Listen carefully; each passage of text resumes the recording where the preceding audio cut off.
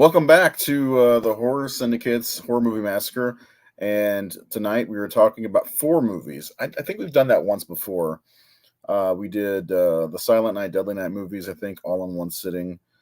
But this is a little bit different. These are the four lesser sequels for the Hellraiser franchise. I say that. I could be wrong. People may like them. Based on our audience scores, I'm right. But I will say I like Judgment the best out of the four. And then next week we are finishing up with the Hellraiser movies when we talk about the 2022 movie Hellraiser, which I really like this movie. And I haven't watched it again yet, but I plan on watching it before next week's episode. And that will conclude our Hellraiser conversation when it comes to talking about each movie. The following week, we will be ranking all 11 Hellraiser movies, and I still have all of our scores up for each one. I think the top three or four is probably pretty obvious, but it might differ between the two of us where they rank. I know for me, the first one is the best one, and then I believe Seth goes back and forth. Let's ask him, where are you today on Hellraiser? Which one would be your number one today? Well, I'm still flip flopper, but I'm still sticking with part one, like I said last time. I think I've really settled on that.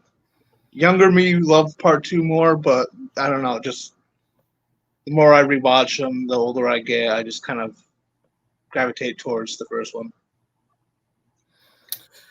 Yeah, second one is so good. I can see where there's a little They're bit very of close. yeah, I know. I can see where you'd have some some issues trying to figure out which you prefer.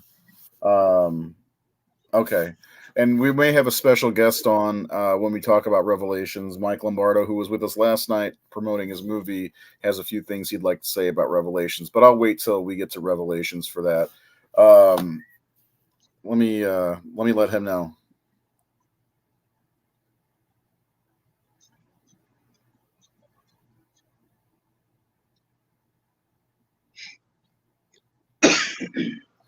Okay, so anyway, yeah. Now we're talking about Deader, Hellworld, Revelations. Is it Revelation or Revelations? Uh, Revelation, Okay, Revelations. Revelations, and then Judgment. Um, and so we're gonna just kind of not like quickly go through them, but we're not gonna like linger too long on each one. Excuse me. And the first one we're gonna talk about is Deader. And we're going in chronological order. Let's put it that way. And Seth's going to give us and I'm only going to do this once, but the first one we're going to talk about is, where is it? Ah, there it is. This one. This one did come out first, right? Before Hellworld, because both of them came out in 2005. Correct. Okay. So we'll start there. Seth's going to give us a breakdown by an asshole, but first, I got to play the tune.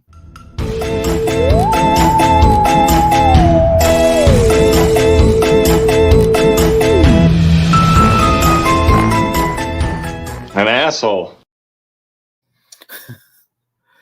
All right, Seth. So this is I almost said Hellworld. Hellraiser Aliver. Hellraiser Aliver. So crystal meth Lois Lane is sent to investigate a cult group with the dumbest fucking name possible, the Deaders. This poorly named group of brain-dead mouth breathers are led by Winter, a man who gives Jim Jones a run for his money. He'll convince you to commit suicide, but unlike the Kool-Aid Man, he'll bring you back to life so you can be aliver. And then you could just spend your immortal life sitting around with other alivers and watch people die. Wow, what a life. Oh, and the Cenobites have a cameo appearance. Yes, that's pretty much it. I don't know how to say her name. Carrie Ruhr? Is that how you say it? Yeah. I mean, I don't know how. Like, she was their big star for this one, if you will. And I like the crystal meth Lois Lane. I like that. That's good. She just this movie is God second to worst, maybe. I think. Like Hellworld, we'll get to, but like I actually prefer that to this one. I think you gave this one. I don't remember the score, but anyway, what are your thoughts? What are your goods and bads and takeaways from this one? So I actually like this one. Um, well, one thing I always liked her as an actress. Um, Even though like she was like in smaller stuff, I don't know. There was just something about her that I always liked. She's Um, pretty. yeah, there's that, and and I don't know. I kind of like. I know it's not great, but I do kind of like the story. Even though I think the name of the name of the movie is stupid. It's got a stupid subtitle, but that's because it's named after like the cult group in the movie, and that's just an awful name for a cult group. But I do kind of like the story of this reporter kind of looking into this group that can do something that's um, unnatural, and so I kind of like that aspect to it. I don't know. I just thought it was a decent, like it's still in the formula of Inferno and Hellseeker. So in like at this point, I just figured that's the way it was going to be. Um, but I don't know. I don't hate this movie like a lot of people do. I know it's not very well liked. I can totally understand where people will find it boring. But I thought it was interesting enough. I thought she was a good lead character. She was, um, out of, Inferno, Hellseeker, and this, she was the less douchey of the lead characters. And I agree with that 100%. and I thought carried the movie very well. I thought she did pretty well as the lead. So She did better than Dean Winter. Is that his name from the last movie from Hellseeker? yeah, yeah, I mean, the guy Joe Kane, because Kane is able from the program and Nightbreed in Inferno. He's interesting, and so I wouldn't say that she was better than him. I think the story in Inferno is much more interesting than this. But oh, totally, yeah, she's definitely the standout, and you're right. This is very much in the vein of a Inferno type film. yeah, and and I know it's just fan service and it was just a way to connect this film to the rest, but like I do like the idea that the Winter is actually a descendant of Lemergent. Mm. I kind of like that connection. So I thought that was pretty cool. But Yeah, I don't know what it is about this one. Mike Lombardo says it's fine. You seem to like it decently with your score. I just was bored out of my mind with it. Every time I've seen it 3 or 4 times now, it's like I can't even think of a word to describe my boredom. So it doesn't rank very high for me. I mean, you know me, like I'm a apologist for this entire franchise. Like Yeah. this and the Howling, like I Mhm. don't know, I just love these sequels, even though I can recognize that they are not good and a lot of people don't like them. But like this one to me, I felt like um, it was, I don't know, for me personally, the series went downhill from here, especially with the next two. But Mhm. I don't know, I enjoyed this one well enough. Have you seen the hidden short film on the DVD? I didn't know that I was didn't. I existed. see. I heard about it because I was watching a lot of Hellraiser content on YouTube, Mhm. and I went to look. I put my DVD in, and my DVD copy doesn't have it on there for some Oh reason. wow! But I really want to see it. I'll have to check I'm sure I mine. could probably find it. Yeah. I No More Souls. Is that what it's called?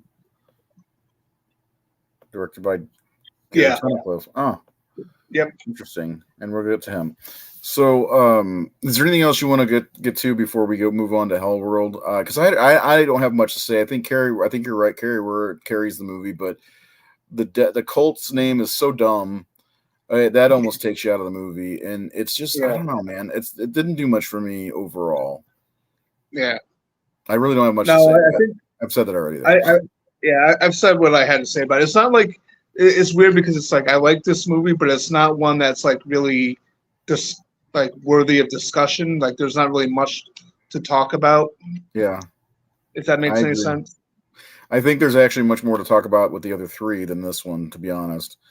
Uh, I don't know. Let's go do our scores real fast. Our audience score from our 5-star rating system is 41%, which is the second lowest. No, it's the third lowest. So this would finish in the ninth spot, but based on our audience. You gave it a 62%, pretty high.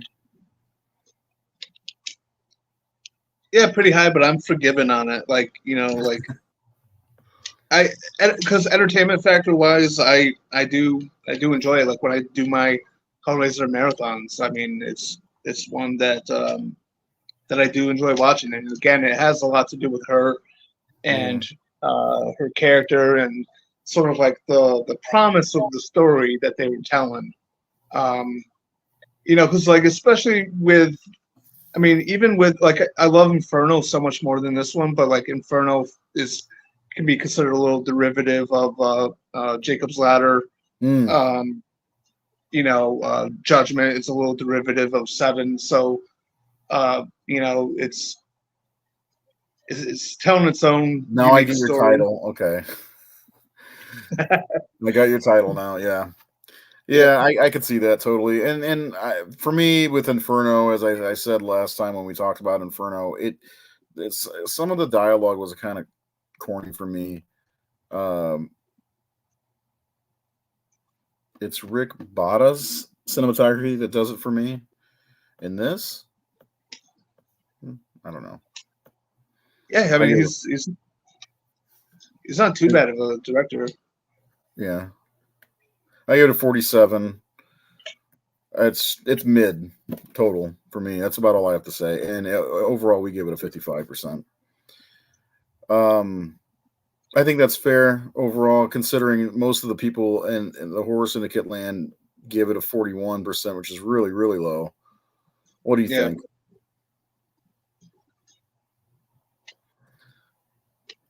no, that's about right. Yeah. All right. So we're going to go ahead and move on to the Hell World. Like I said, we're going to have to go fast on these, and we're going to have a special guest when we get to Revelations. Um, next one is Hell World. I like the idea of this one, but let's go ahead and have Seth tell us all about Hellraiser Scream World. Yeah, for some fucking reason, everyone in the world knows about the lament configuration and the Cenobites, and it inspired a shitty-looking video game that everyone is hooked on and obsessed about. Bullshit. Sorry. Some fucking moron kills himself over this shitty game, and the moron's friends group split up after the douche canoe of the group guilt trips them all from his high fucking horse. Sometime later, the group is reunited after they're all invited to an exclusive party for hardcore fans of the shitty looking game hosted by none other than Bishop Wayland. The guilt tripping douche canoe decides to show up and make sure none of his former friends have a good time. And soon everyone begins to die by the hands of the Cenobites, who are treated like slashers because Scream was a hit, so who the fuck cares about the world of Hellraiser and its mythology? All we need is self-aware characters, slashing, and a third act monologue of motive. Right? Right. As you can tell, I don't like this one. I know the thing. I think the idea behind this one would have been cool because, and Mike, we talked about it last night a little bit. Mike talked about there was potential for Hellraiser video games, and we never got a Hellraiser video game. But yeah, Yeah. like taking. I mean, the limit configuration. Only so many people know about this thing, and also I feel like Lance Henriksen's performance is like he doesn't give a shit. He's there to earn a paycheck. Like that was one of the things I looked forward to going in because who doesn't look forward to seeing him? You know, Absolutely. Yeah. and I feel like he phoned it in on this one. Going back and rewatching it and seeing a very young and very skinny Henry Cavill was kind of fun. I think there's parts of this that could be good, but overall it's a shit show, and reminds me of a lot of stuff, to be honest.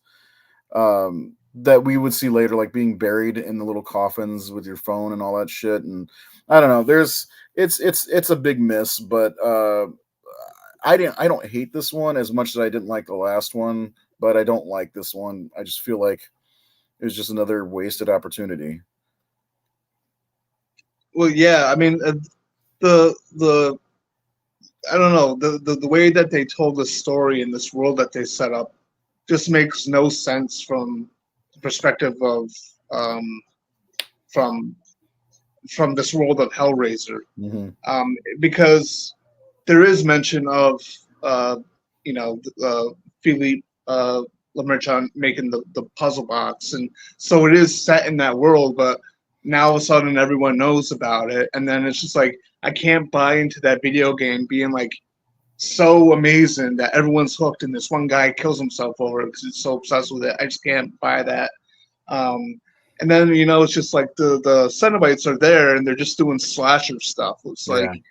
It's like it's almost like when they did this, like the writers and the director, it almost seemed like they were inconvenienced by Hellraiser because they really just wanted to make a Scream type slasher film. Yeah. Um, you know, on the plus side, I do like, I think Henry Cavill seems to like he seems like he had a lot of fun making this movie. His character is kind of fun and kind of um, you know, yeah, he's just kind of fun on screen. And then I do like Lance Henriksen. I don't think he had the best material, but and then I don't just this movie's just this is a no for me, dog. Yeah, I mean, it's definitely one of the worst. It's actually ranked second worst out of the franchise with our followers, I do believe, with a solid 40%. I don't know. Like, I'm mixed about this one, not because I think it's great or anything like that, just because I really love the idea of a Hellraiser video game, but this movie was also extremely poorly executed. And I didn't think about your point of why would so many people know about the Lament configuration to where there could be a video game, and it's it has an almost cult like following as well. Well, it's like they could have taken this idea of moving this. I mean, as much as I wouldn't like this idea because I prefer the actual puzzle box itself, but moving the franchise forward with the possibility of like a digital puzzle box that's created, and so there's other ways of them getting people, maybe easier ways to get souls, through digital, because I mean this is 2005 when technology was. Yeah, but that also that just kills Bloodline completely. In my Oh yeah, yeah. Yeah, what happens in Bloodline, we see the very end of the franchise for the most part. But it doesn't matter. I think making sense of the Hellraiser series is it's like a puzzle box in itself. So yeah. Anyway, on this one on Hellworld, you give it a 44%. Ooh. And what do you say? What do you say about that? Is this no? This is the second lowest one for you. Second lowest, yeah. And another thing, the guilt trip and douche canoe lives. So fuck this movie. Yeah. And I gave it a 42%, so not too different. This is another one I've said my piece with it. It's or I gave it a 40%. Hold on, I messed up somewhere? Oh, we gave it a 42%. The two of us. Yeah, there we go. And I gave it a 40%. It's because I'm a douche canoe. How about that? So this will be likely the second to last when we do our ranking show next week. I guess that's fair. I don't know. The funny thing is, I used to mix up Hellraiser, Deader, and Hellworld up to the last few days. So, Well, it's funny because I almost sent you a message to remind you because I remember when one other time when you were doing the 5-star rankings, mhm. you were doing them in order, but then you went from Hellseeker to Hellworld, and I was like, "Oh, would you do skip over Deader?" And then you were like, "Oh no, I thought Hellworld came out first." I'm like, "Oh no," and I tried to correct you, but I didn't know if you remembered. So I'm proud of you, Ray. You Thanks. make me proud. I studied hard, and I got the job done this time for once. We're I gonna don't make a know. statue in your honor. It yes, they should. It sucks though because they were released the same year, which is kind of unheard of, for any movie franchise. And both from the same director too. Yeah, so I think that's probably why I would get them mixed up too. Well, I'm sending a link to Mike. I think this one will work. No, hold on. Banksy. All right, hopefully that works. I have to type it in to send him the link to my phone. But he's going to come in and talk about Judgment with us, Revelations with us. Titles are confusing. Yeah. So before Mike is waiting, why don't you tell us about Revelations, aka Dollar Store Revelations?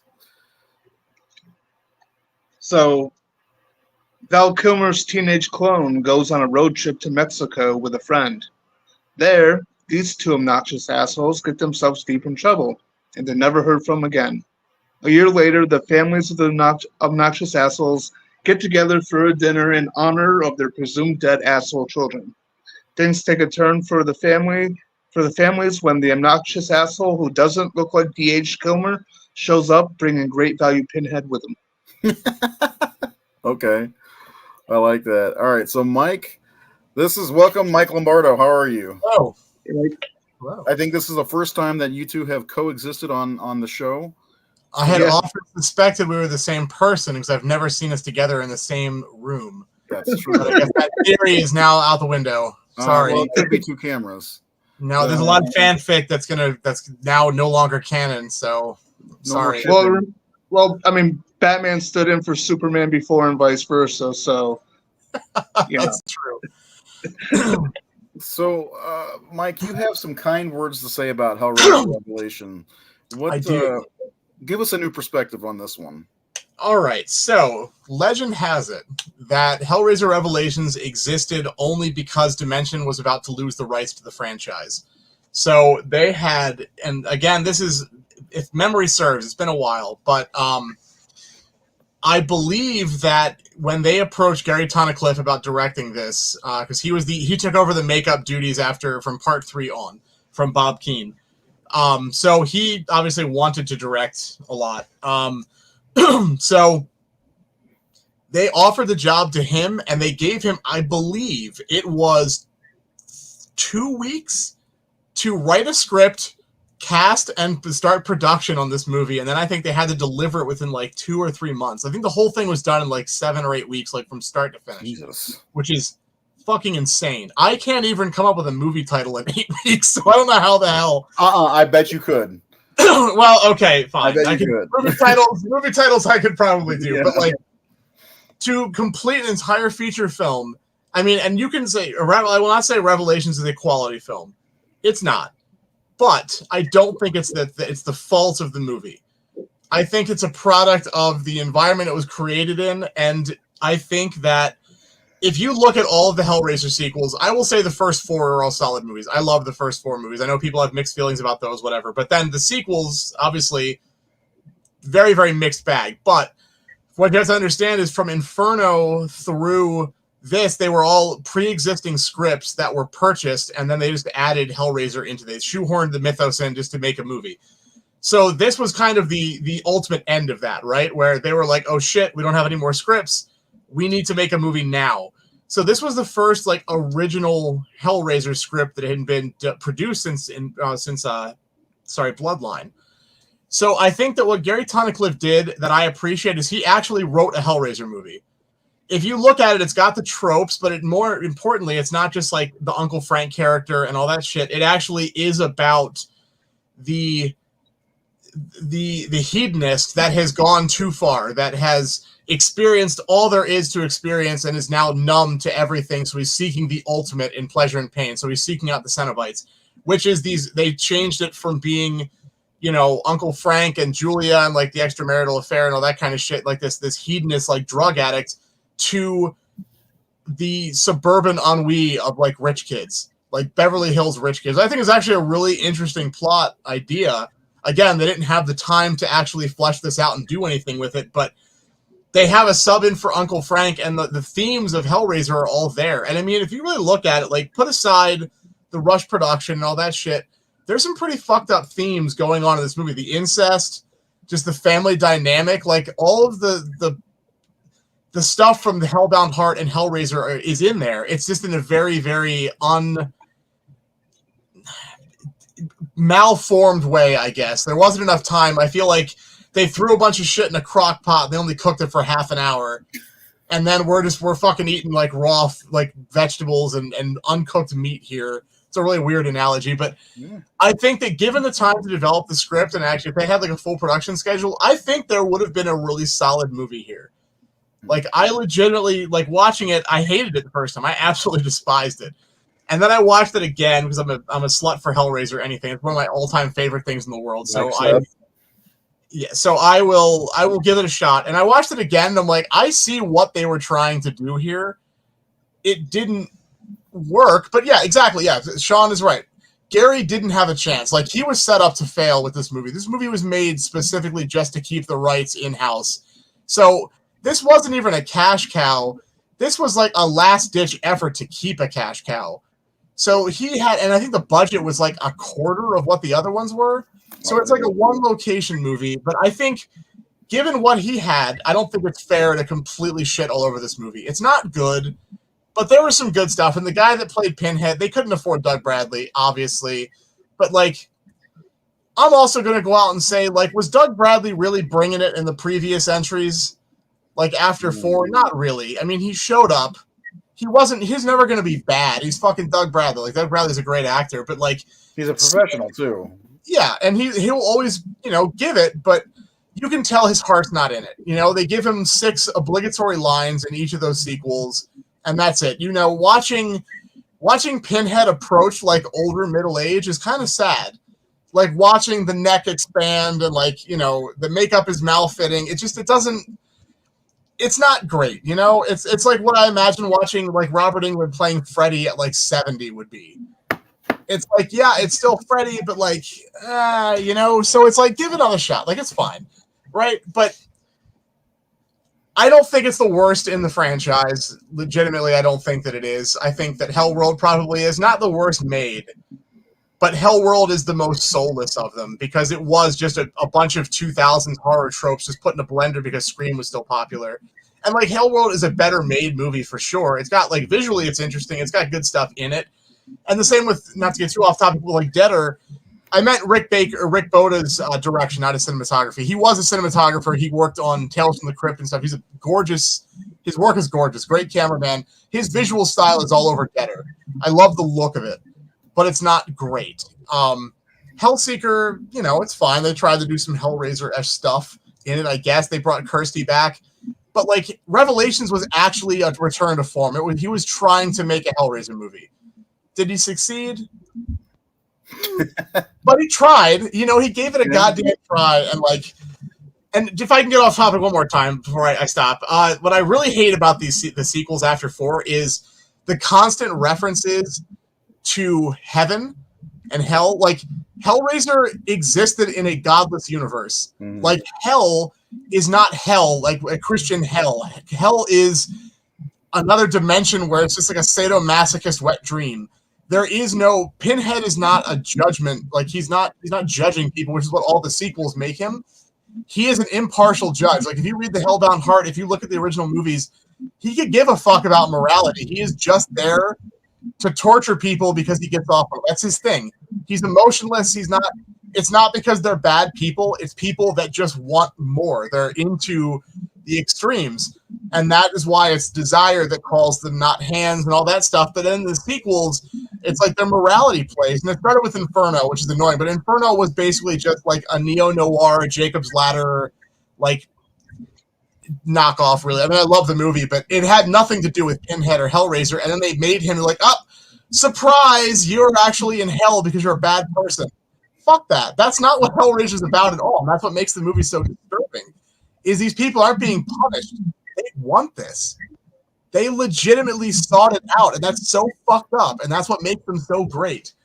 And I think that's why Revelation succeeds where the other ones kind of fail, because these characters were looking for something more extreme. They were just bored suburban rich kids. And like you read news stories about, you know, like Beverly Hills kids going out and beating up homeless people, like going out and wilding sprees and committing crimes just because they have nothing better going on. Like fucking Winona Ryder, like shoplifting for kicks. Yeah. She's rich as fuck. Well, the Bling Ring. You ever heard of the Bling Ring? No. A bunch of kids lived in the Hollywood area. They would go rob like Paris Hilton's house and stuff like that. Just because they didn't need the money. It's just a thrill because they have everything else. So they're just bored with life and they just keep pushing it further. And there's a great movie that actually stars Eric oh my god, the guy from Tim and Eric, what the hell is his name? Tim Heidecker. And it's called The Comedy, and it's just about he's this like trust fund kid who just goes out and does like horrible shit to people and fucks with them just because he can, because he's got tons of money and he's got nothing better to do with his life. And it's like about him having like a midlife crisis, and it's all about that sort of thing. So I think thematically there's a lot of really interesting stuff, and I think that people are too harsh on this movie as a whole. I think there was something there that was an attempt to get back to Hellraiser. Because Jerry Tunnicliffe cares about the character and the franchise a lot, and you should really, I think No More Souls is on YouTube, I think, but it's about Pinhead in hell, you know, in hell, and like a nuke goes off, so the world ends, and there's no one left to bring to like hell. So he's just bored. He's like, what am I gonna fucking do? There's nothing left for me, and that's such a cool idea, and like that all kind of ties into Revelations a little bit. So anyway, that's my piece. I think it's probably not a very accepted. It's on YouTube. Critique. It is. You should absolutely watch it. It's great. It's only a few minutes long. It's very, very minutes, cool. Yeah, Gary Tunnicliffe plays Pinhead, which is he's a super cool dude. I met him a couple times. Super talented artist, really cool dude. Genuinely loves this shit. So I'm rooting for him. You know, I'm glad he made Judgment and all that stuff. And that was another script that was unrelated to Hellraiser. He tried to kickstart that, didn't make it, and then he's like, "Hey, I can make it a Hellraiser movie. They'll throw the money at me for that." And that's why that exists. So yeah, and then there's a heaven and hell element. So I want to keep you on for another couple minutes if you don't mind, Seth. I want to get a kind of a response, and then I got a question for the both of you about this movie. So Seth, what do you got to say about Revelations? So, as I was listening to Mike speak, I realized that we are the same person. I don't know how this happened. I don't know how this happened. I'll just step out so you guys can. But yeah, I think I was cloned, or you were cloned, or one of us was cloned. We just don't know it. Yeah. But yeah, well, because like one of the things, like, so I do say that this is like the bottom of my list for the Hellraiser films. But I've always said, and I actually have it in my Hellraiser ranking article I wrote in 2019, that the most frustrating thing about this movie is the potential that it had, because they really go back to the themes and they go back to the ideas of like the Hellbound Heart and the original Hellraiser. And it's totally the rush production that made this the mess that it is, because if they had more time to flesh it out, it absolutely could have been one of the best sequels in the franchise. So I think there's absolutely a lot of potential there. But I mean, and I totally agree. Like, you know, like what you said about Inferno. I also love that movie, but like one of my negatives for that is the preachy Pinhead, because it's like this is not what they're about. Like, just as you said, they don't give a fuck. You know, you open the box, we came. That's that. Like, there's no bullshit with that. And like to your point too about the heaven and hell thing, it's like, I think it's lost on people that it's more of a perspective thing. So like, you know, he says to Kirsty, you know, we're Angels to some, demons to others. Right, exactly, and that's because of how the people who sought out the box, that's how they perceive them. It's all about. If you read Clive Barker's work, that is him in a nutshell. Like that's everything. It's the perspective. We're not asked to be to side with the monsters, but it's like just because this isn't your yum, don't yuck it. You know, like there are people that are into this shit. It's very much it's looking at the world through very different lenses. Yeah, definitely. So it's the. I feel like this one is kind of hard for me to watch too. I think that's the main reason why it's so low on my list.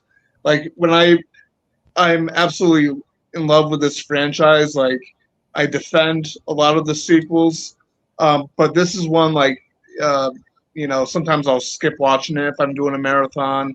Sometimes I'll start it and then I'll just like stop halfway through.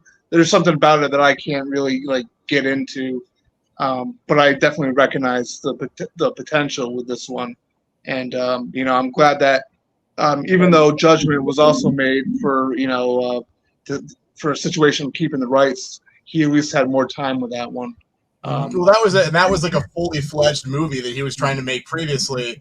That was unrelated. Yeah. So you can tell like there was a lot of a real film in there, and you can tell where Pinhead was just thrown in there. It's funny, someone just posted in the comments, they said that even Clive Barker hates this movie.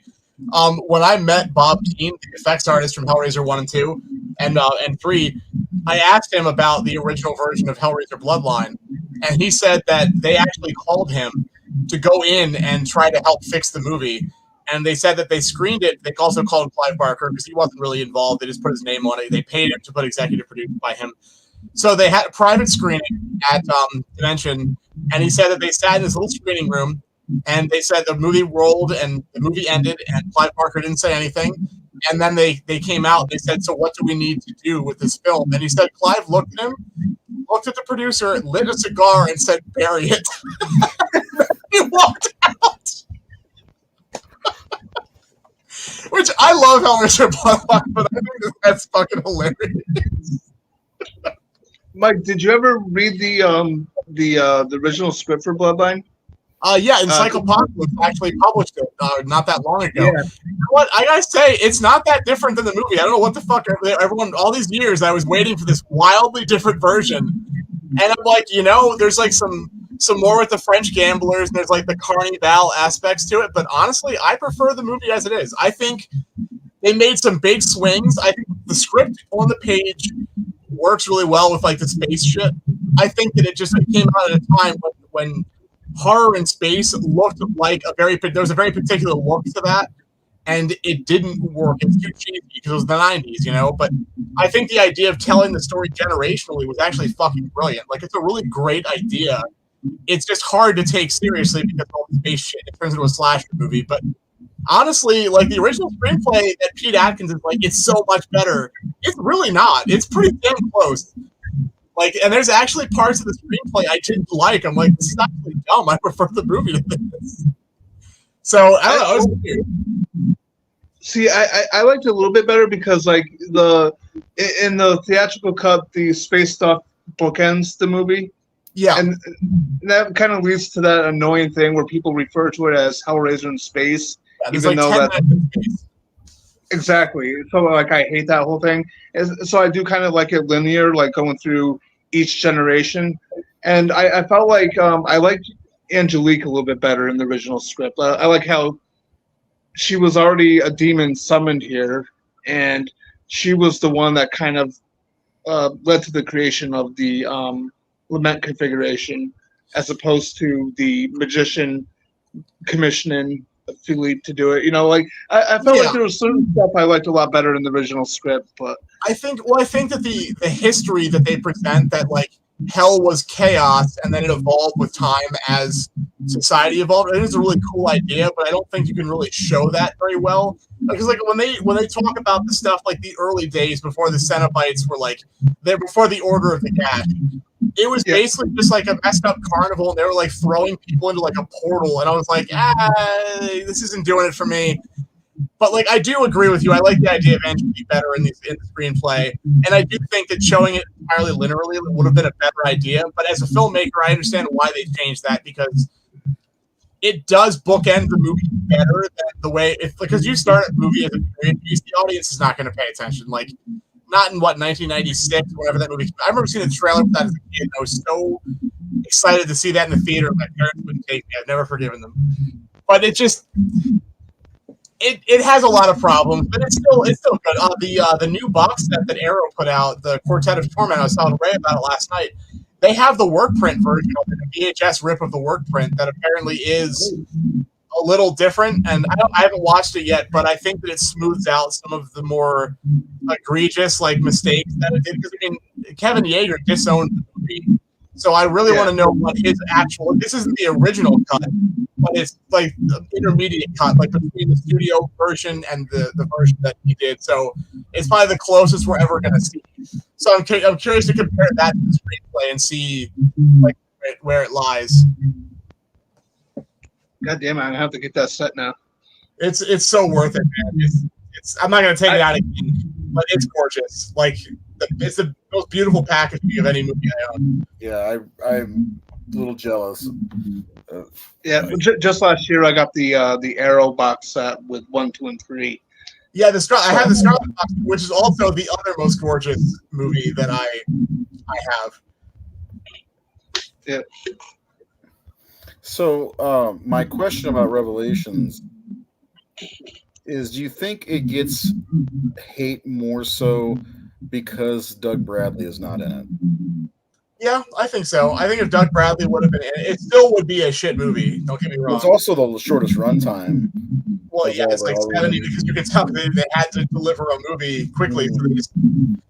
I think that if Doug Bradley was in it, because the big thing I always see is Great Value Pinhead, which is admittedly fucking hilarious. Like, that cracks me up to no end always. But if Doug Bradley was in it, I think the fans would have been a lot more forgiving of it. I think they still would not like it, but it would have been infinitely better accepted. Because that was the big gripe. It's like, that was the first one that didn't have Doug Bradley. Mm-hmm. So, of course, everyone's going to flip out about that. Fair enough. Like, I was pissed off that he wasn't too. I'm not going to say I wasn't. Just like I was pissed that Kane Hodder wasn't Jason and Freddy vs. Jason, Like, doesn't mean Ken Kersinger did a bad job. It's just I wanted Kane Hodder, Well, that's not the only reason that you're pissed that Kane. You were hoping for a sequel to the Jason Goes to Hell shaving scene. Yeah, absolutely. Well, yeah, there was a lack. There was 100% less shaving, and actually, that documentary is coming out soon. I hope that they talk about it, or that there's a making of book called A Close Shave: The Making of Jason Goes to Hell. Which is another sequel that I will endlessly defend, because I love that movie, because I think it did something different. But we've talked about that many, many times in the past. Yeah. Okay. Seth, what about you? Do you think Doug Bradley had a big effect on the reason why this one's hated so much? I bet a lot of people don't give it any credit at all, or even have seen it because Doug Bradley's not in it. Yeah, well, I mean, to me, that crowd was kind of annoying because, these characters should live on and be played by other people. So, I'm not opposed to the idea of someone else playing this character. I thought, especially Paul Taylor did a pretty solid job in Judgment. Mm-hmm. Now, as far as what's his name, Stephen Colin Smith or whatever his name was, who played the Hell Priest in this one, I felt like he was miscast, and I've never blamed him for it because, I mean, he's an actor. He took a job, I mean, I was trying to get an acting gig. I would do the same thing. But it was just because of the rush production. I don't think they found the right replacement for Doug Bradley. I don't think they took a long time in the casting process to try to find someone for that role.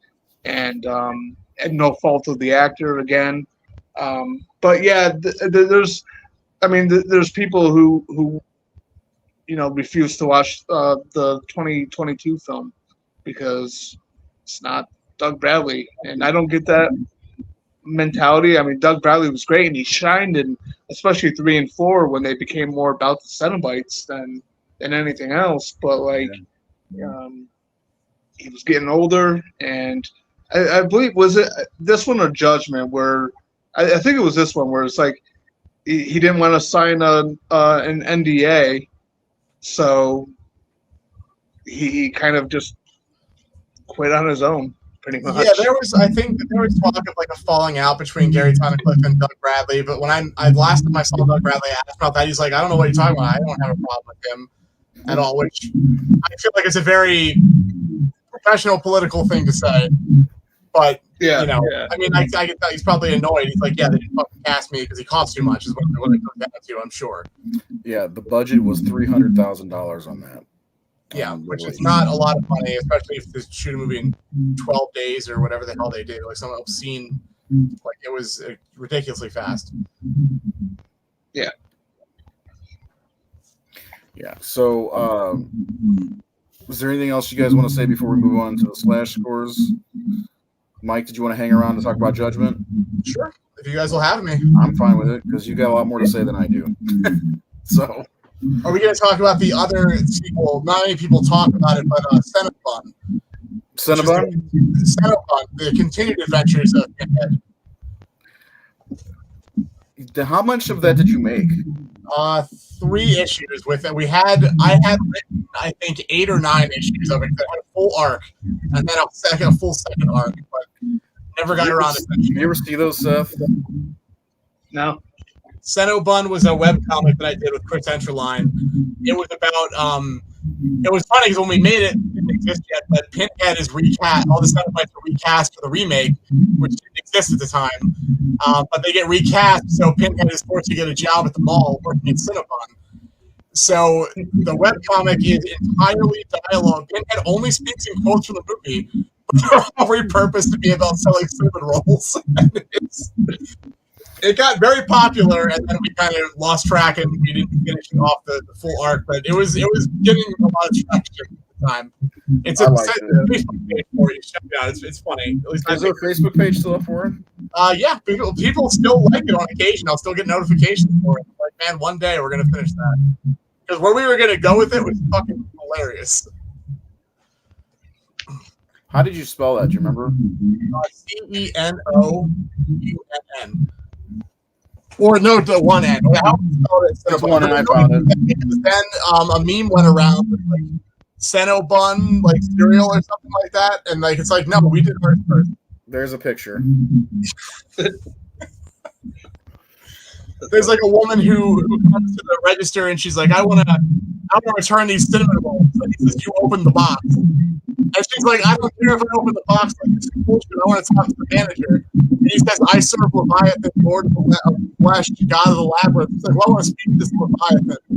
And then he says, the box, it's a means to summon us. And it zooms in on the actual box. This question, comments, the corporate number.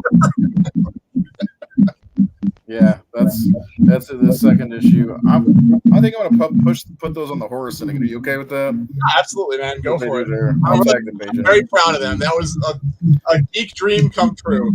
You need to get Chris to get on the rest of them. Dude, I would love to. We talk about it every once in a while because the further adventures, like they end up.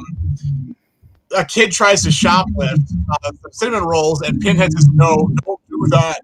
And hooks him in the hand, and his blood drips into the icing. And then you see underneath the counter, you see a heart start beating because earlier there was a panel where the Pinhead gets yelled at because he, does something to a customer. So the manager's like, "Well, I can't trust you to deal with the public, so I'm going to give you something more befitting your skill set." He hands him a plunger. So he goes to the bathroom and there's shit everywhere. And he puts a panel with him like dramatically pointing as we want the man who did this. You see one of the employees like really nervous looking. And then the next panel, there's like the manager's like, "All right, Elliot, I told you can't skin your coworkers." It's like, late corpse. So they resurrect this coworker out of the icing, and he lives in the walk-in refrigerator. And he convinces one of the other employees to go find him blood. So it's like the Uncle Frank Julia thing. He's like, "Don't you remember you said you'd do anything?" And it cuts to a flashback where it's raining. And he's like, "Hey, can you mind giving me a lift in my car in the mall parking lot?" Like, "Yeah, sure, I owe you one." So because of that, he now has to go and like abduct soccer moms out of the food court and kill them. So then he can feed on that. his body. Like, it was so fucking crazy. And then it ends up in hell, and Chunard is in it. Cinnabon is Chunard. The things come out of his hand, and they're ice nozzles. Like, you know, the cables that come out in Hellraiser 2 and the writhing bodies on them. That happens, but they're ovens and they're cinnamon rolls, and then the hands come out and they go cinnamon rolls. And he looks up and says, "To think I have made it." You got to finish that. Hey, send if you can send me the images, and I'll put them up on the Horror Syndicate, and I'll tag the Facebook page for you. Yeah, absolutely. The world needs to see this, and we are the world apparently. Just check out Cinnabon. Anybody who watches this on Facebook, it's CENOBUN. It's hilarious. And Mike actually shared pages with the people of Cinnabon. If you look at the below 4, we printed them out the first issue as 11 by 17s, and then as I was going to conventions, I would stop off at Cinnabons in different states and sign them and give them to the employees. So it was called the Taste Our Pleasures Tour, because that was the first arc was going to be called was Cinnabon Sweet Sweet Suffering. And then so then we had the Taste Our Pleasures Tour, and then the second arc was going to be called Tales from the Food Court. But the cover image that we never did for the collected volume was Pinhead sitting in the bathroom stall holding a Sharpie, and it says, "I am an L-Help," like graffiti on the bathroom wall, because he wrote it. God, the world needs to see this. Get Chris on the line. Get it done. I'll sweet talk him. Even though I've talked to him a couple years, but all right, real fast. We'll get the Judgment. 28%. That's the fan score. I gave it a 22. I'm not a fan. They had to dub his voice also. Oh, really? I didn't know that. Yeah, it's a video game. Fred Tascatore, something. He does a lot of voices in video game work. So it's not even his real voice. So who knows what it's like? Darth Vader sounding like an English maybe. And Seth has 27%. And there's the face only a mother can love. Yeah. And I'm not talking about Pinhead. Oh. And then our combined score is 25%. So maybe we'll look at it in a different way the next time around. Thanks to Mr. Lombardo. I'm not going to say it's a great movie, but I think that it needs to be graded on a curve.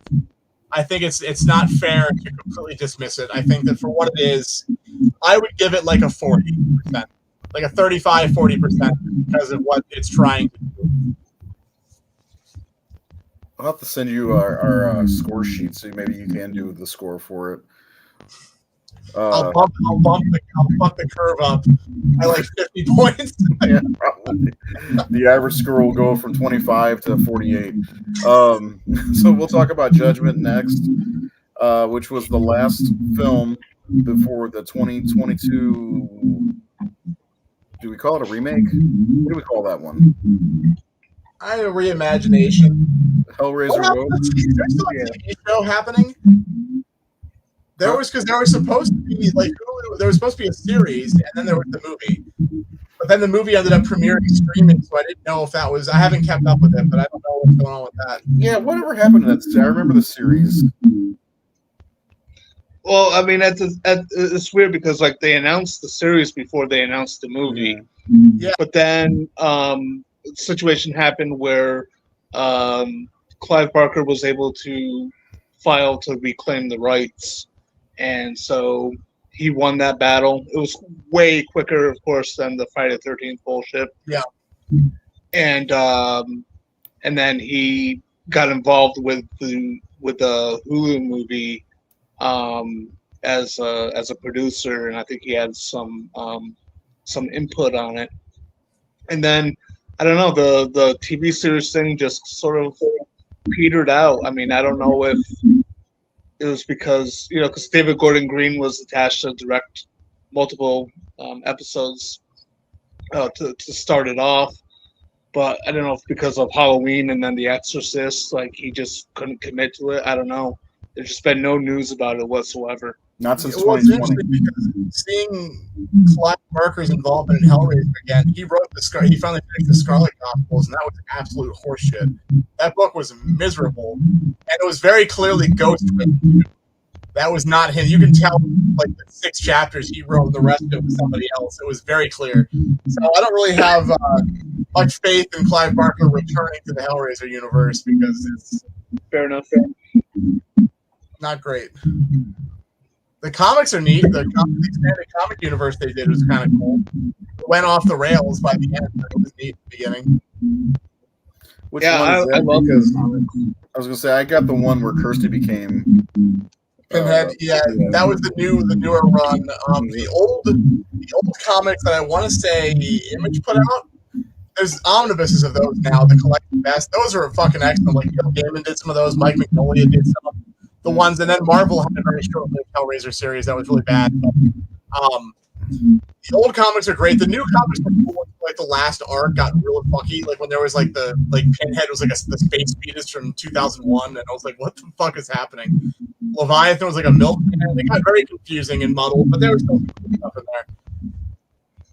It was weird. That sounds weird. Yeah, it was real weird. All right, so Seth, tell us about Hellraiser Judgment or 1010 then. So in this one, Morgan Freeman and Brad Pitt play 2 detectives tracking down a serial killer who kills by the 7 deadly sins. Oh wait, wrong movie. In this original inspiring sequel, 3 detectives attempt to track down a serial killer who kills by the 10 commandments. What's in this box, you might ask? Well, it's not Gwyneth Paltrow's head. Instead, it's a world of pleasure, pain, and a new faction of hell that clearly violates OSHA standards.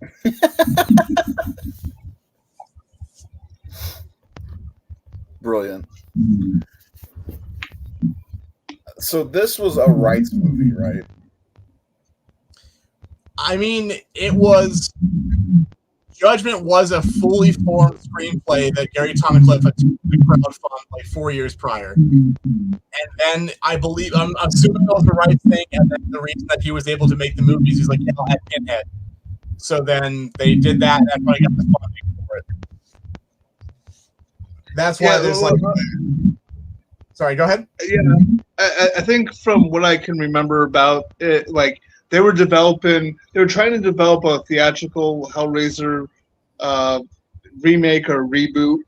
At the time, they had different people involved. At one point, Patrick Lucier and Todd Farmer were developing one, and then at another point, Clive Barker was actually was going to come back, and things just fell apart with the development of the theatrical attempts that they were trying to push out, and then it just came down to the rights are going to expire soon, and so then I think Gary pitched them on the idea of turning this into a Hellraiser. If I remember correctly, too, I thought that I read, and I could be wrong on this, but Gary originally conceived it to be Hellraiser, but then he couldn't get anyone to go along with it. So then he made it. He developed it as his own original screenplay, and then when it came down to this with the rights thing, then he was able to kind of turn this new screenplay that he wrote into Hellraiser. So it was sort of like a back and forth thing with the development. I could be wrong on that, but I'm pretty sure. I didn't know about that. I just remember when he launched the original crowdfunder, I was excited because I was going to back it, and then it didn't do well at all. But it's they were trying to do the theatrical. Was that when they were talking about Hellraiser 3D? Was that the same time? My knowledge of the history gets murky after like Inferno. Like I stopped following it that closely after the later sequels. But yeah, they were trying to do Hellraiser 3D. That makes sense. I remember because Clive Barker announced several times he was back on the project, and then he was going to do Tormented Souls instead. The action figure line was going to do the movie of that, and then that fell through, and all that bullshit. And then I just stopped paying attention because I'm like, whatever. I'll believe it when I see it. and here we are. I think the 3D one was going to be from Patrick Lucier and Todd Farmer because they did My Bloody Valentine 3D and then wasn't Drive Angry 3D as well? Yes. The Nick Cage movie, right? Yeah. Yeah, that was. I believe that was. Yeah. Sorry, I'm reading about it. I don't know if this was meant to be a Hellraiser before, or if it was. I listened to some. I either read it or I listened to an interview with Gary Tunnicliffe. I think he did. I can't remember the YouTube channel. Well, this one, I liked it when I saw it. I think the reason I liked it was because of the whole process with the auditor and all that stuff. It was so different and weird that obviously we've never seen anything like that in a Hellraiser movie before. And it was different from the other movie. I liked Pinhead better. I actually met Paul T. Taylor prior to the release of this, and I really liked him as a person. But I don't know. I do like this. I don't think it's great by any means. It's weird, and the ending's weird. And it felt like a sad death of the Hellraiser franchise. Like it almost felt like a funeral watching it, if that makes sense. Yeah. So I enjoyed this quite a bit. Oh, I'm sorry. No, go ahead. I was gonna say, I enjoyed this one quite a bit. I just didn't care for the way that it ended. I felt like it should have ended on the lingering on the question that the auditor asked Pinhead of what's gonna happen now because they killed the angel.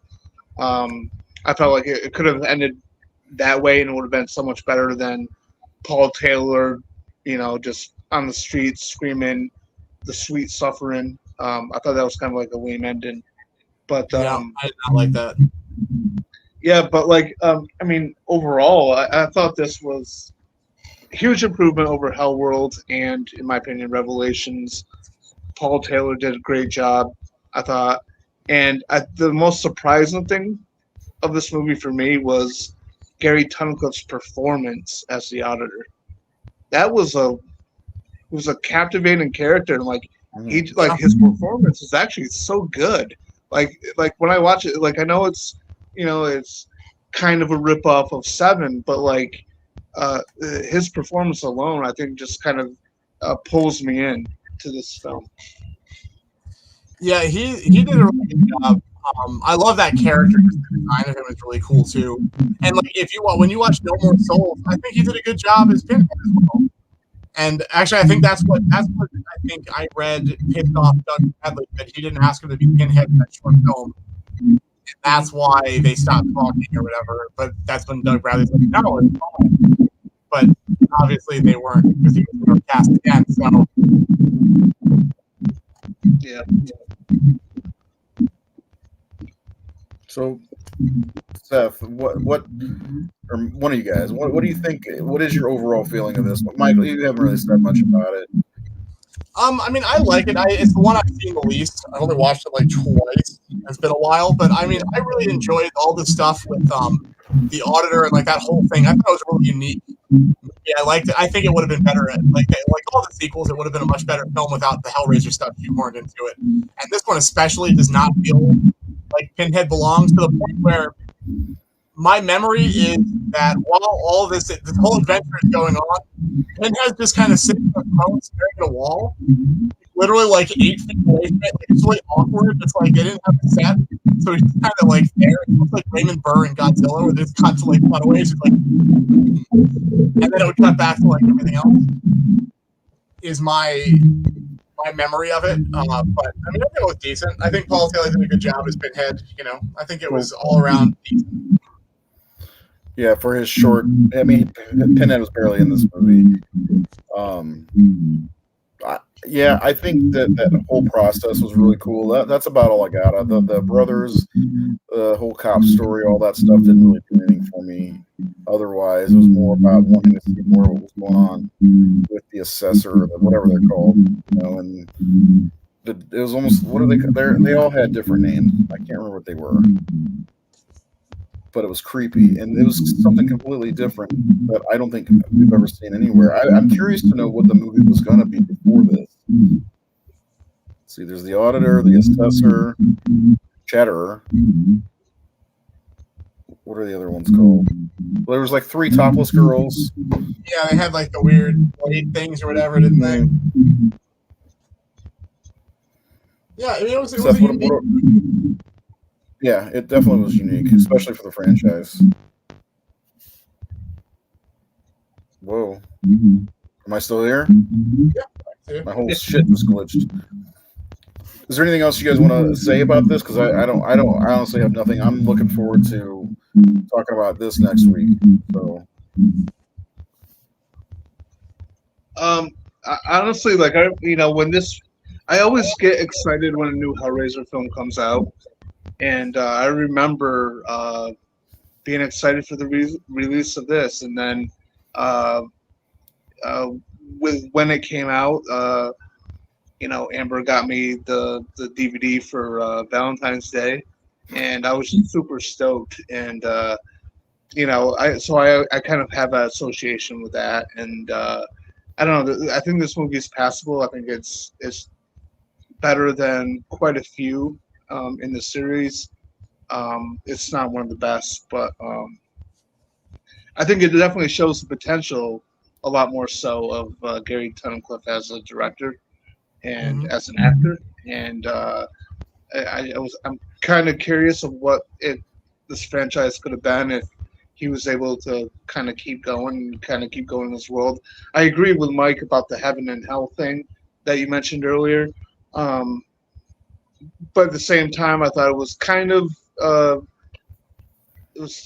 like a breath of fresh air in a certain way to introduce not only different factions of hell with the auditor and his whole team and his whole process, but then like this like faction of something higher, which again I totally agree with you on. We talked about earlier about the hell thing being more of a perception thing than a literal thing.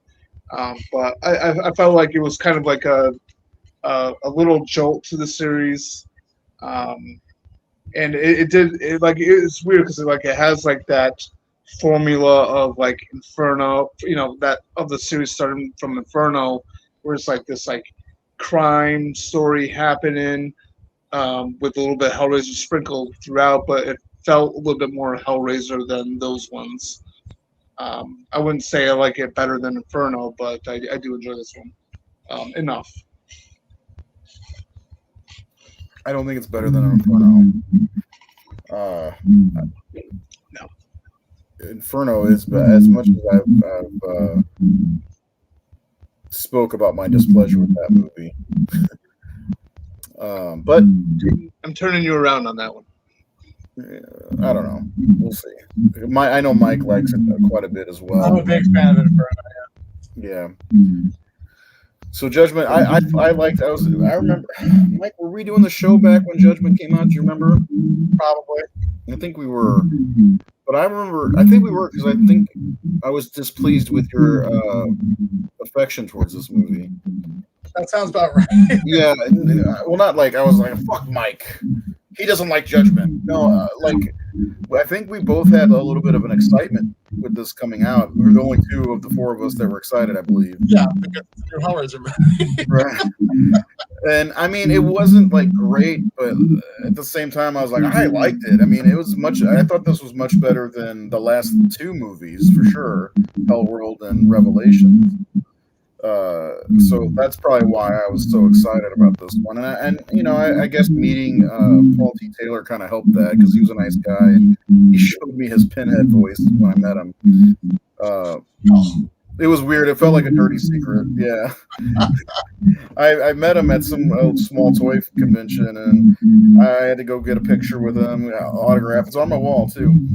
And he's like, oh, and getting into the pinhead voice was so much fun. I was like, can you preview it for me? Like, you can't tell anybody about it. I'm like, Okay. He So had such nice to show you, I'm sure. he did, yeah. He was a big fanboy though of Hellraiser. He knew a lot of the stuff about the franchise. I don't know if that's from playing, getting into the mindset of the character or what, but he seemed to be a fanboy. I don't know. That's good. That was fun. Yeah, it just sucks that I am curious to know what Tunnicliffe would have done after this, because Pinhead's gone at the end of this movie, essentially, right? And as gone as he was in any of the other one. That's a good point. I mean, that's the thing. Is like, he also was never a main character. The story's not about Pinhead. And then the Cenobites are an ancillary character. Like, they're not what the story's about. The story was about like Frank and Julia and stuff, and then as the franchise went on, the marketing turned into like, yeah, let's make him front and center. So like, it doesn't matter. No, you're right. I've been saying that same shit for like the last few weeks, so I don't know if some mad scientist cloned one of us, but spot on. Just look inside your eyelid to see which one is the clone. There'll be a 2. Yeah, actually, Seth wrote this great article on the Horror Syndicate website about why Julia is one of the best horror villains of all time. Yeah, she's great. She was supposed to be the highlight of the franchise. They wanted to continue with her, but Pinhead, Christopher Feig was like, yeah, put him on the cover. And they're like, what? And they're like, yeah, he's the most striking visuals. They put him on the box, and then everyone flipped out, and that's why. I mean, really, Pinhead only had what, 1 minute and 30 seconds of screen time in the first movie, like total. Yeah. And Julia was supposed to be just like the evil queen from Snow White. That's what she in the hell. Yep. The whole thing was gonna go. Yeah. She was great. At least we got 2 movies of it. What was that, Mike? Claire Higgins is fantastic. She did a great job. Yeah, and one of the things that going back to the original movie that I've talked about, even going into the second movie, is like how straight-laced, button-down she looks, and then through the movie she metamorphosizes into somewhat a sexy-looking woman. And by the second movie, when we see her, she has no skin and she's gorgeous. And no, I mean, it's what's I always say it's what's on the inside that counts. And like, I see what she's got, and I'm into it. I'm into it, yeah. No skin, no problem. Just need a full heartbeat. She's not afraid to get down and dirty. I mean, I saw that girl's mattress. I know what she did. So you'll earn your Red Wings is what you're saying. I think you'll earn a lot more than that. Oh man. All right, Mike, while I have you, let me ask you, better resurrection scene, Frank or Julia? That's tough. Special effects wise, Frank for sure. Like that in the Christopher Young score is so gorgeous in that moment. Mm-hmm. But the Julia resurrection is so much more upsetting because the dude's get him off me and he's slashed himself. That scene is fucked. Like I've showed that movie to people that literally walked out. They couldn't handle it. Like it's I'm so desensitized to some other me, but like thinking about it, I'm like, this is really, really messed up. Like the Hellraiser movies are so different than everything else that was coming out at the time, and they're so subversive. It's like, wow, this is like really genuinely disturbing. So I'll always say the original Hellraiser has better resurrection scene, but I think that the second one has a more impactful resurrection scene. Yeah, I think Frank's is better, especially because of the effect shots. But there's something about Julia and the guy, and then her arms pop out, and she just rolls over on him like. That image on the back of the box freaked me out as a kid. But I mean, with Uncle Frank, like, if you read The Hellbound Heart, I mean, he gets resurrected out of a pool of jizz. I mean, it's in the movie. They mix it with other like unidentifiable goops, but I mean, it's pretty clear that's what he's on the floor. Because in the Hellbound, as he's getting torn apart by the Cenobites at the beginning, his last act on Earth was to jerk off. So like, that's the blood hits that, and it's not the floorboard's not pregnant, it's him. The blood hits and it mixes. See, so that meme I made sense. Did you see the meme I made? No. Oh, I thought more people would like it, but not very many people liked it. Let me see if I still have it. So a friend of mine posted a picture. It's of like some factory, and it said, "Please don't jerk off in the bar." I saw that. Yeah, I thought that was fucking hilarious, and then I put the picture of Frank on there, like it wasn't. So, it makes total sense, right? When I worked at Target, still I was picking an order, and it was a pack of hot dogs that said "Skinless Franks." So I took a photo and I posted it. I said, "I'm like, man, it's my lunch keeps telling me to come to Daddy, and it's really popular." You remember? Like 2 people thought it was funny. I'm like, come on, that's gold. That's comedy gold. We're missing out. We got the slash scores for this. We're gonna wrap up, but Judgment, Seth gives it. That's a 44% for the whole 5-star thing with the followers. Seth gives it a 62%. Wow, that's higher than I remembered. I guess you like this one a little bit. I do. I mean, I mentioned before. I mean, the story being derivative, be damned. I felt like this was. It was nice to. It was just nice to watch a good.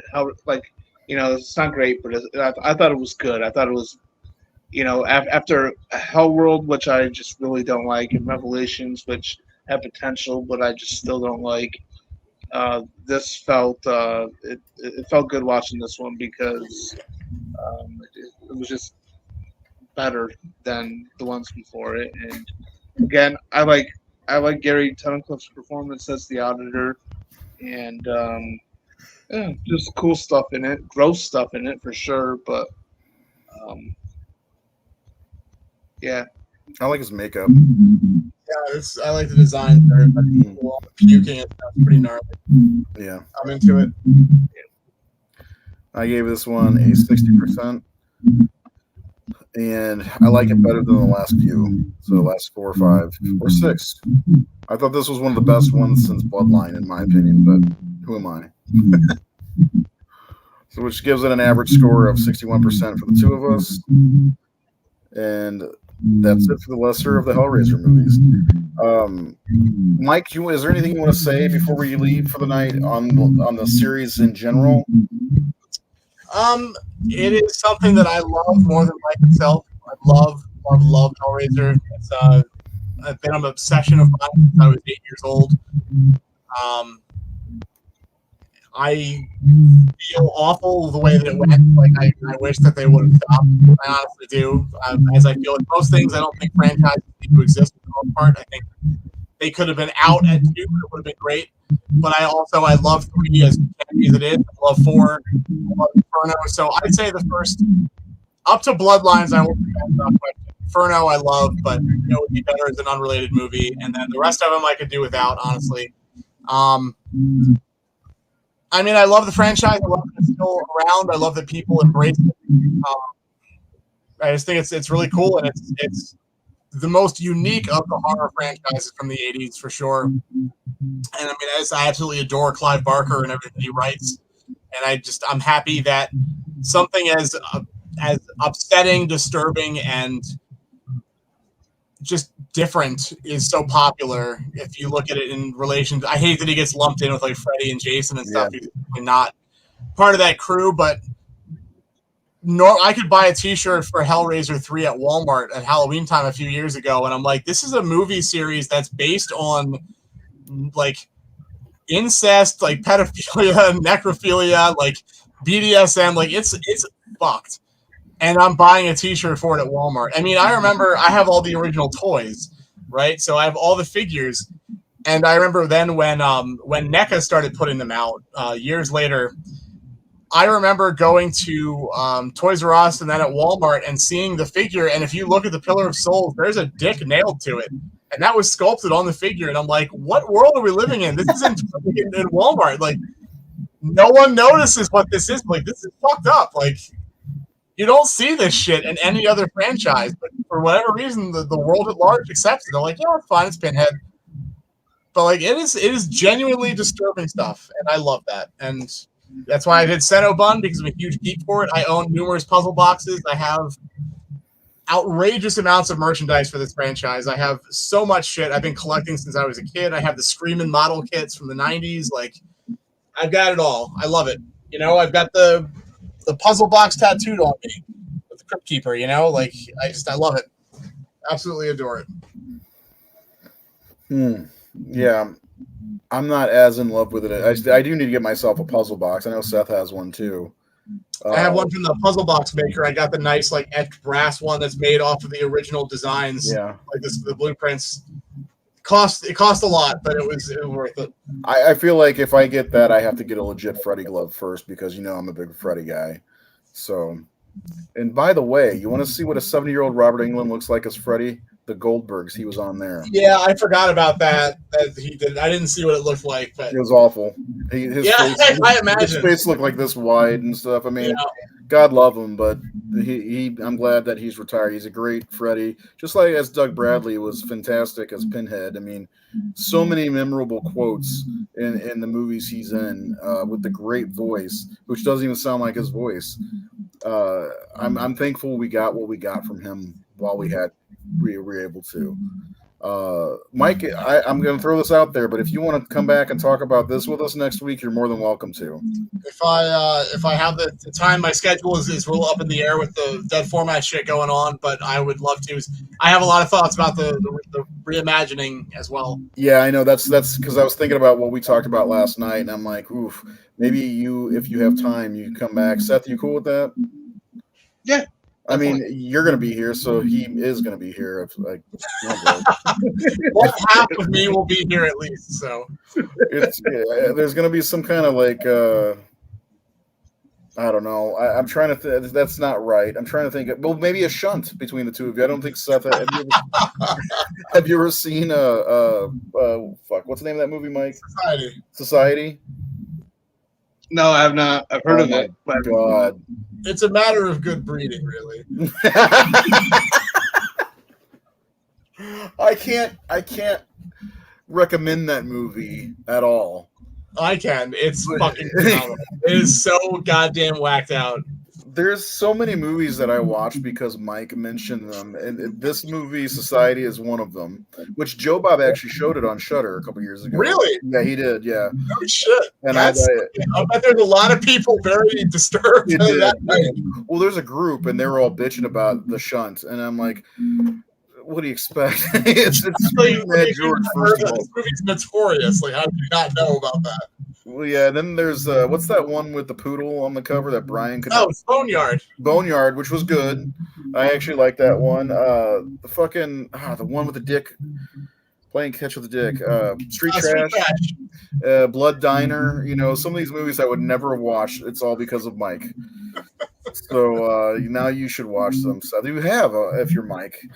So no. But yeah, next week if you're available, Mike, I'd love to have you back on to talk about the 2022 film. Seth, is there anything you want to say about these last 4 Hellraiser movies before we sign off for the night? No, I think I've said everything I needed to say about them. So, They are the lesser of the franchise, for sure. Well, it's like I mentioned earlier. It's like I like them, but there's not like a whole broad conversation to be had about a lot of them. I feel like it's like the Children of the Corn sequels. Like the two series are very parallel. Like Silent Night, Deadly Night is another one. Like once they start going direct to video, it's like there's a charm there, and they exist, and it's fun to watch them all and be like, "Holy shit, there's like 9 of these! I didn't know that." But then at the end, you're like, I feel like I ate candy for dinner. It's like it's not really sustenance. It's like I'm not getting anything out of this, and I feel a little sick afterwards. And my mom and dad are going to be really upset with me, and I'm probably going to shit really bad. I don't know where I'm going with this. No, that's perfect. Especially for the Children of the Corn. But to be fair, the second best Children of the Corn movie is one of the straight-to-video movies. So, was Children of the Corn 3 theatrical, or was that? No, that one was straight-to-video. That is the best of the entire series. Well, Urban Harvest, I will die on that hill. Urban Harvest, I know you will. I know you will. And Urban Harvest is the Citizen Kane of Children of the Corn. Oh, I saw the trailer for Children of the Corn today for the first time ever. I mean, I've seen the movie plenty, but the trailer is fucking terrifying. Have you ever seen this? No. Look it up. Find the original trailer for Children of the Corn on YouTube. It makes the movie look terrifying. I'm not even joking. Like, I watched it today because I was going through my Vudu account looking at all the horror movies I have. I have that on Vudu, and I was like, oh, let's check out the trailer. I'm like, that looks fucking scary. And the movie obviously is not scary. I think the fourth movie is better than the third. Fields of Terror? Yes. I haven't seen the later sequels. I actually did hear that was good though from a buddy of mine. He said it was a good one. It's the one with Naomi Watts. The fourth one was The Gathering. Part 5 was Fields of Terror. Fields of Terror is the one with 666 is Isaac's Return. Yes. Then there was The Runaway. Then they remade it twice. They did a TV movie and then they did another one, right? I heard the new one that just came out was like unwatchably bad. But I didn't see it. I saw it. I don't think it was unwatchably bad. It wasn't great. It was, but I will say I think it was better than some of the previous movies. If Seth, you saw it. Yeah, it's like it's one of those rare things where it's like it's one of the better films in the series, but that's not saying much. Right.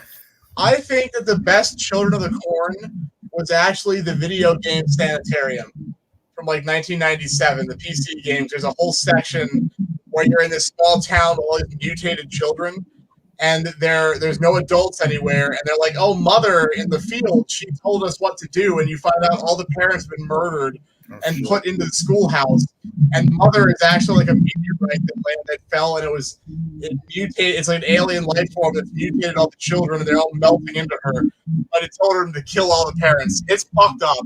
And it's so cool, and it's so obvious Children of the Corn, but it's like the best version of Children of the Corn.